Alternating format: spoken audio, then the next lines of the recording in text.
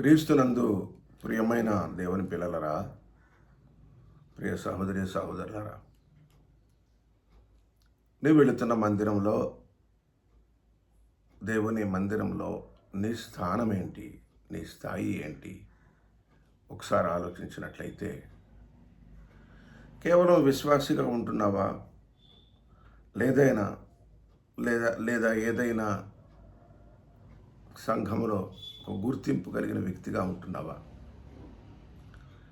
ఈ మాట ప్రశ్నించుకోవటానికంటే, దీనికి మంచి జవాబు వెతుక్కోవడం కంటే, కీర్తన గ్రంథకర్త దావీదు గారు తన స్థాయి ఏమిటి, తన స్థితి ఏమిటి, తను ఎలా ఉన్నాడు అని వ్రాసిన ఒక లేఖనాన్ని మనం ధ్యానించగలిగితే,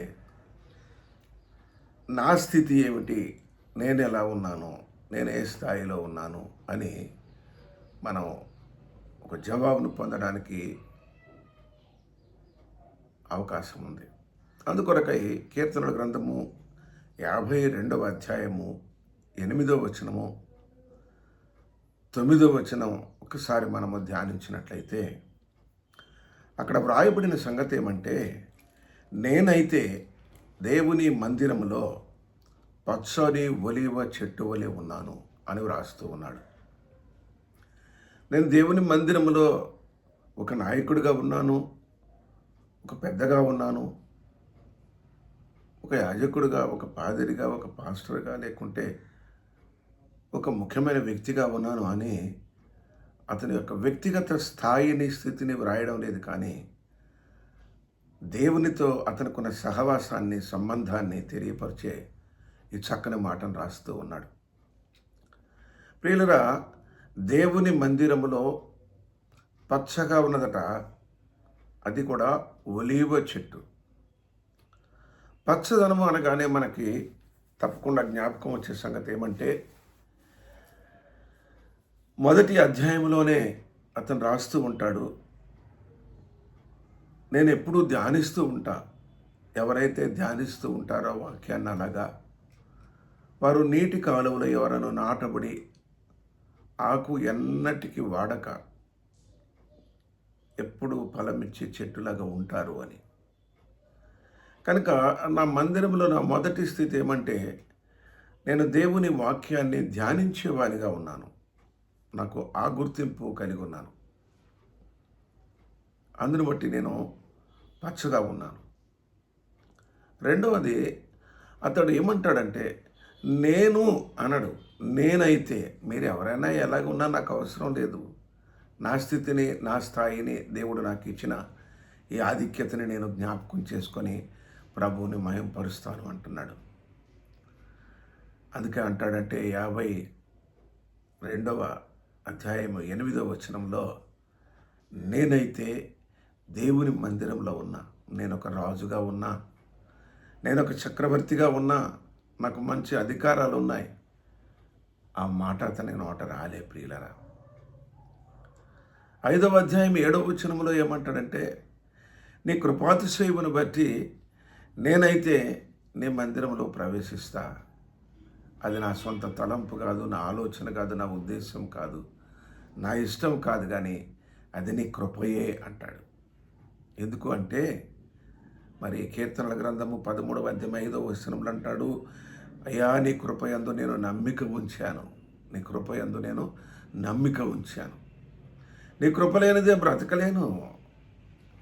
నీ కృప లేకుండా నేను మందిరానికి సైతం రాలేను. ఒకవేళ నేనే ఒక మందిరం కట్టించడానికి కూడా నువ్వు వద్దులే అన్నాడు దావీదుని. కట్టించడం కూడా ఆయన చిత్తమే, అందులో ప్రవేశం కూడా ఆయన కృపయే. మరొక మాట ఏమంటాడంటే, కీర్తనల గ్రంథము 17వ అధ్యాయము 15వ వచనములో, ఒకవేళ మందిరంలోకి వెళ్ళిన వాళ్ళు ఏం చూసుకోవటానికి వెళ్తారో, ఏం చూస్తారో నాకు తెలియదు, కానీ నేనైతే నీతి గలవాడనై నీ ముఖ దర్శనం చేసుకుంటా. దేవా నిన్ను చూసుకోవటానికి వస్తానయ్యా మందిరానికి. దేవా నీ ముఖ దర్శనం చేసుకుంటా. దాంతో నేను తృప్తిగా ఉంటా. ఏం చూస్తున్నావు మందిరంలోకి వెళ్ళిన తర్వాత? ఏం కనపడుతుంది నీకు దేవుని మందిరంలో? ఎవరు కనపడుతున్నారు? గమనించవలసిన విషయం.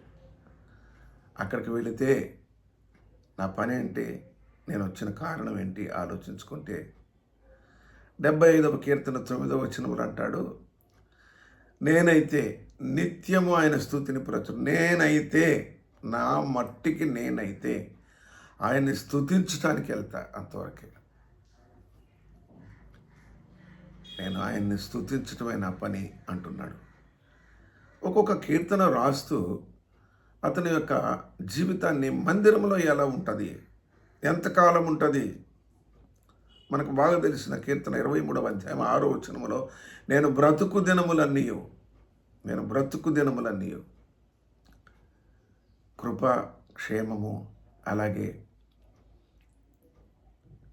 నీ కృప వలన అనుగ్రహించబడిన ఆ జీవితము, క్షేమకరమైన ఆ జీవితము చిరకాలము యెహోవా మందిరంలోనే ఉంటాను. అది నా అభిలాష. నాటబడిన జీవితము ఇక అది ఎవరు పెకిలించలేరు, తొలగించలేరు. 92వ కీర్తన 13వ వచనములో యెహోవా మందిరములో నాటబడిన వారై మన దేవుని ఆవరణములలో వర్ధిల్లుదురు.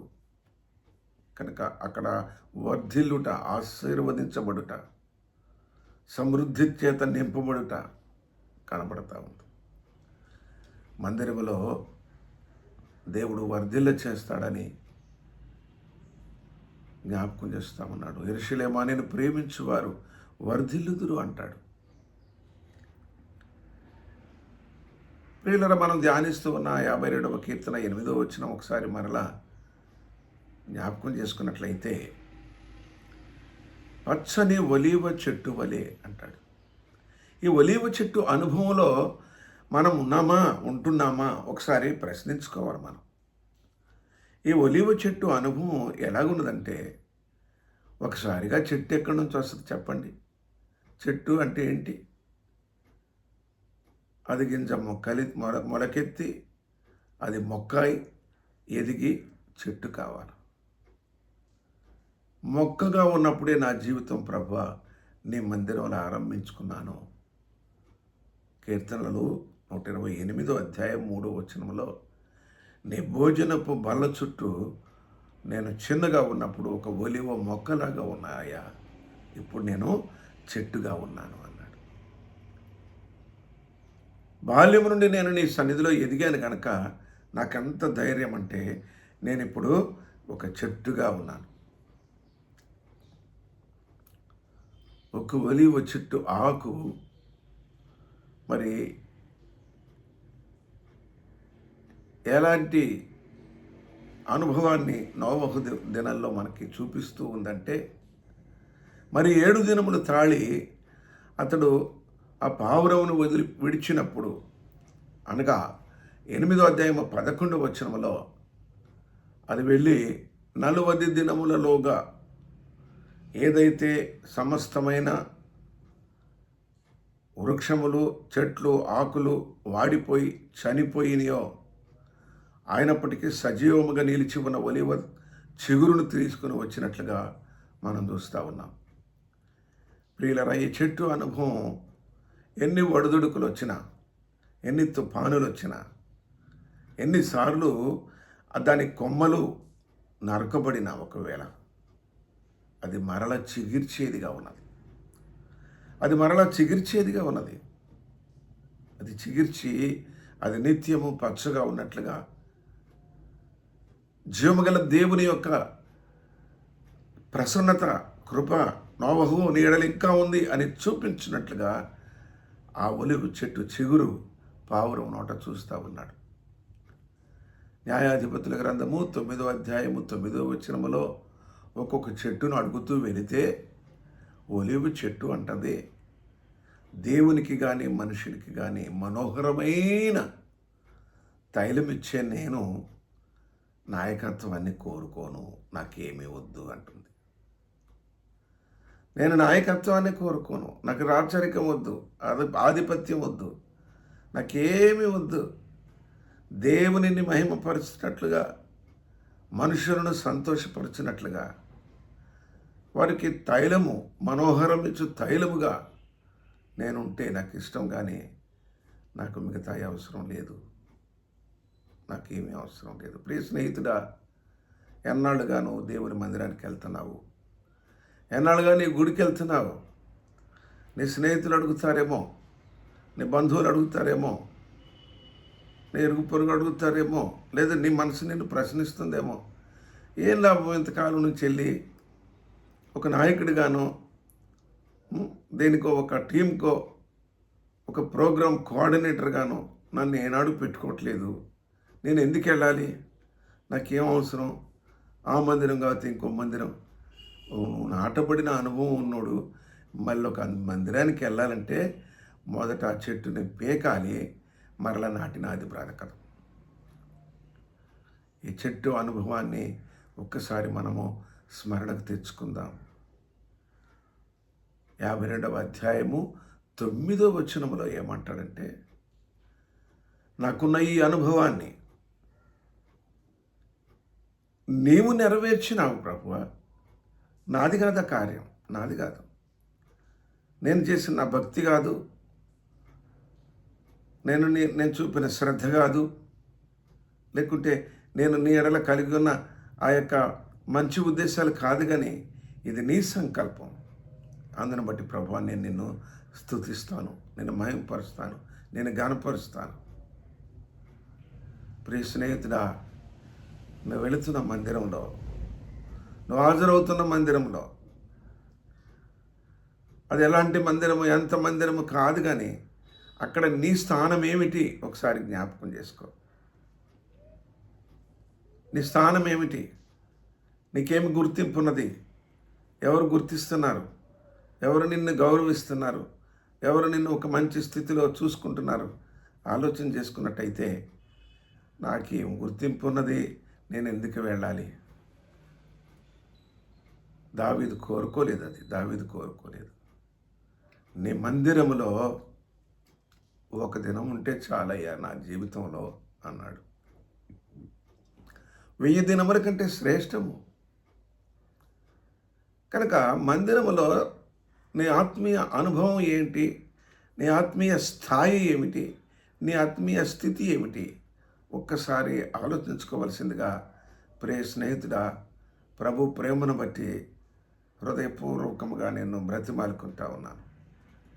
ఇది ఎంతో అవసరమైనది, ఇది ఎంతో అవసరమైనది. ఎందుకనంటే మరి బ్రదర్ మీరు ఎక్కడికి వెళ్తారు అని ఎవరైనా అడిగితే, అండి నేను పలానా మందిరానికి వెళ్తాను. ఎంతకాలంగా వెళ్తారు? నేను ఒక చెట్టులాగా నాటబడి బలమైన వృక్షంగా అక్కడ ఉన్నాను బ్రదర్, నేను లేకుండా అక్కడ ఏమీ జరగదు. బాగుంది నీ అనుభవం, కానీ నీ వ్యక్తిగత అనుభవం కాదు నువ్వు చెప్తున్నది, జ్ఞాపకం పెట్టుకో. నేను అక్కడ ఒక నాయకుడిగా, లేకుంటే ఒక రిప్రజెంటేటివ్గా, ఒక ప్రెసిడెంట్గా, ఒక సెక్రటరీగా అక్కడ ఏ ప్రోగ్రాం చెప్పినా చేయాలన్నా నాకు తెలియకుండా, నన్ను చెప్పకుండా చేయడానికి వీల్లేదు బ్రదర్. నాకంత ఆధిక్యత ఉంది అనుకుంటున్నావా? వ్యర్థమైన నీ యొక్క ఆ స్థాయిని, స్థితిని విడిచిపెట్టు. ఒలీవ చెట్టు మొక్కగా నాటబడి ఆ బల్ల దగ్గర ఎదిగి బలపడి మరి పచ్చగా వాడిపోని చెట్టుగా ఉండగలుగుతున్నావా? అతి అనుభవంలోనికి ఇప్పుడైనా రావడానికి ప్రభు నీకు సహాయం చేయనుగాక. ఆమెన్. Praise the lord.